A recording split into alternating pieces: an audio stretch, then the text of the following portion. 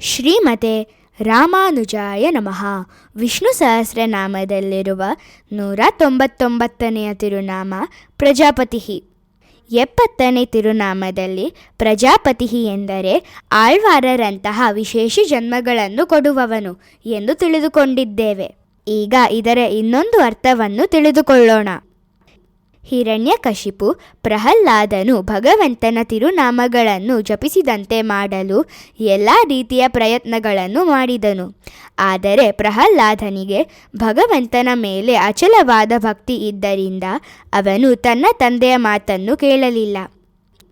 ಕೊನೆಗೆ ಬೇಸತ್ತ ಹಿರಣ್ಯಕಶಿಪು ಪ್ರಹ್ಲಾದನನ್ನು ಶಾಸ್ತ್ರಗಳ ಪ್ರಕಾರ ತಂದೆಯನ್ನು ದೇವರಂತೆ ಗೌರವಿಸಬೇಕು.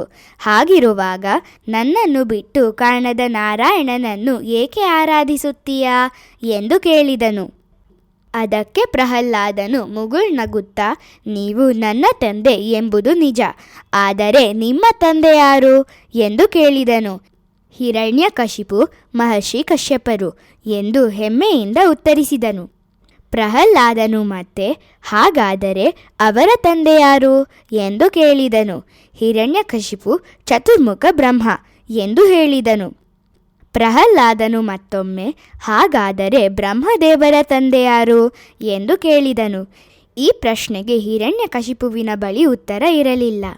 ಆಗ ಪ್ರಹ್ಲಾದನು ನಗುತ್ತಾ, ಅವರಿಗೂ ಒಬ್ಬ ತಂದೆ ಇರಲೇಬೇಕಲ್ಲವೇ ಎಂದು ಹೇಳಿದನು. ಹಿರಣ್ಯಕಶಿಪು ಕೋಪದಿಂದ, ಯಾರು ಅವನು ಎಂದು ಕೇಳಿದನು. ಅದಕ್ಕೆ ಪ್ರಹ್ಲಾದನು, ಬೇರೆ ಯಾರೂ ಅಲ್ಲ, ಭಗವಂತ ನಾರಾಯಣನೇ, ಎಲ್ಲ ಜೀವಿಗಳಿಗೂ ಮೂಲ ಕಾರಣನಾದವನು ಅವನೇ ಎಂದು ಉತ್ತರಿಸಿದನು. ಪ್ರಹ್ಲಾದನು ಮುಂದುವರಿಸುತ್ತಾ, ಅನಂತ ಪದ್ಮನಾಭನ ರೂಪದಲ್ಲಿ ಭಗವಂತನು ತನ್ನ ನಾಭಿಯಿಂದ ಕಮಲವನ್ನು ಪ್ರಕಟಿಸಿ ಬ್ರಹ್ಮದೇವರನ್ನು ಸೃಷ್ಟಿಸಿ ಸೃಷ್ಟಿಕರ್ತನ ಜವಾಬ್ದಾರಿಯನ್ನು ಅವರಿಗೆ ನೀಡಿದನು ಎಂದು ಹೇಳಿದನು.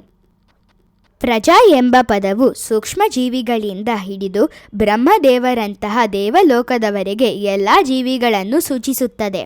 ಆದ್ದರಿಂದ ಪ್ರಜಾಪತಿ ಎಂದರೆ ಎಲ್ಲ ಜೀವಿಗಳ ಅಧಿಪತಿ ಅಥವಾ ಎಲ್ಲ ಜೀವಿಗಳ ತಂದೆ ಎಂದು ಅರ್ಥ. ಬ್ರಹ್ಮದೇವರನ್ನು ಸೇರಿದಂತೆ ಎಲ್ಲ ಜೀವಿಗಳಿಗೂ ತಂದೆ ಭಗವಂತನೇ. ನಾವು ಪ್ರತಿದಿನ ಪ್ರಜಾಪತಯೇ ನಮಃ ಎಂದು ಜಪಿಸಿದರೆ ಭಗವಂತನು ತಂದೆಯಂತೆ ನಮ್ಮನ್ನು ಆಶೀರ್ವದಿಸಿ ತನ್ನನ್ನು ಸೇರುವ ಸರಿಯಾದ ಮಾರ್ಗದಲ್ಲಿ ನಡೆಸುತ್ತಾನೆ. ಶ್ರೀಮತೆ ರಾಮಾನುಜಾಯ ನಮಃ.